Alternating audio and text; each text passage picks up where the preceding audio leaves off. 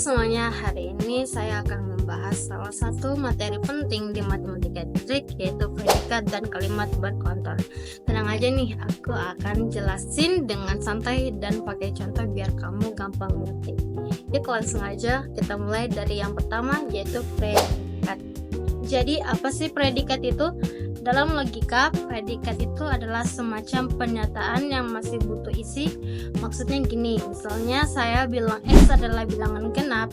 Nah, kita belum tahu ini benar atau salah, karena kita masih belum tahu siapa si X itu. Kalau kita ganti X-nya menjadi 6, berarti 6 adalah bilangan genap. Ya, itu benar, tapi kalau X-nya kita ganti jadi 7, berarti X adalah bilangan genap, itu salah.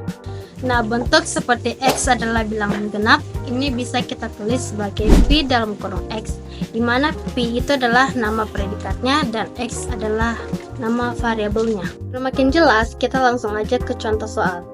Ubah kalimat X adalah siswa SMA ke dalam bentuk predikat logika. Kita cukup tulis P dalam kurung X adalah siswa SMA.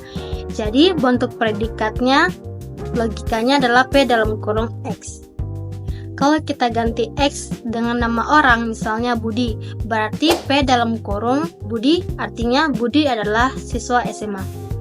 Nah, dari situ baru deh kita bisa melihat nilai kalimat itu benar atau tidak, tergantung kenyataannya.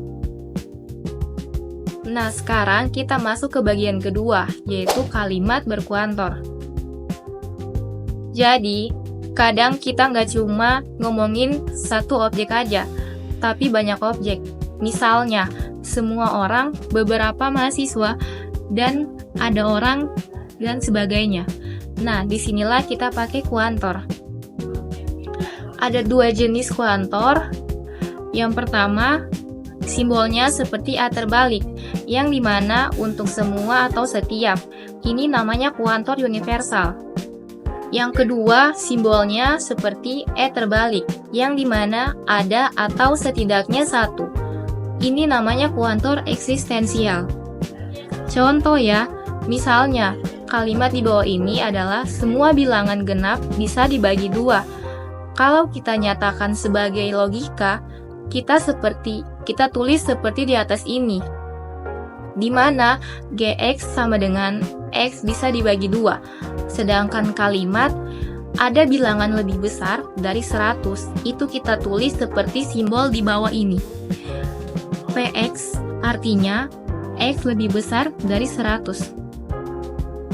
Nah, sekarang kita coba satu contoh soal tentang kalimat berkuantor. Soalnya, nyatakan kalimat semua mahasiswa rajin belajar dalam bentuk logika berkuantor. Kita buat dulu predikatnya, misalnya Px sama dengan X rajin belajar, karena ini semua mahasiswa, maka kita pakai kuantor universal. Jadi, bentuk logikanya adalah bisa ditulis seperti di atas ini. Artinya, untuk semua X rajin belajar. Oke, jadi itu tadi penjelasan tentang predikat dan kalimat berkuantor lengkap dengan contoh soal untuk masing-masing jenis, baik kuantor universal maupun kuantor eksistensial.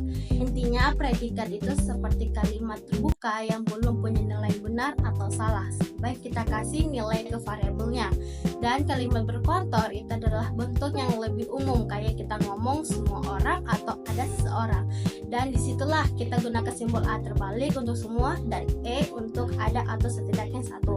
Mungkin awalnya kelihatan agak formal dan kaku karena simbol-simbol, tapi kalau udah paham konsep dasarnya, kamu bakal sadar kalau ini sebenarnya cukup logis dan berguna banget, terutama buat berpikir runtut dan sistematis, entah itu dalam matematika, pemrograman, bahkan logika sehari-hari.